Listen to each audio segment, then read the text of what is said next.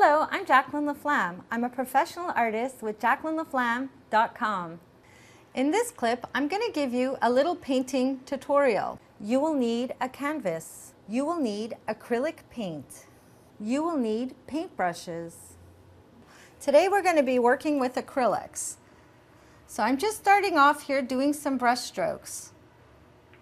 Acrylic paint can go on really thick, like this, and you can work it to get a lot of different texture, or it can also be thinner, more as a watercolor. So there's a lot of different techniques you can do with acrylic paint. So you see here, it's a lot thinner.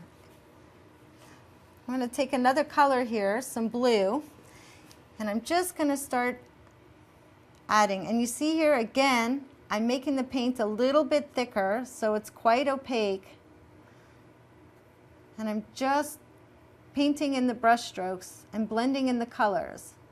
So there's many different effects and techniques that you can use to get different effects in acrylic paint. But again, you want to think about the fact that it dries very quickly. So you always want to be working at a nice pace. You can get a little bit more open time in acrylic paints by using acrylic gels and mediums.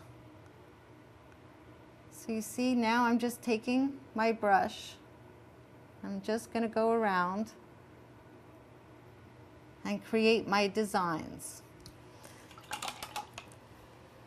Now if you want, the other nice thing about acrylic paints and the fact that they dry fast is this is already dry, so I can start going over and laying different layers of colors over it.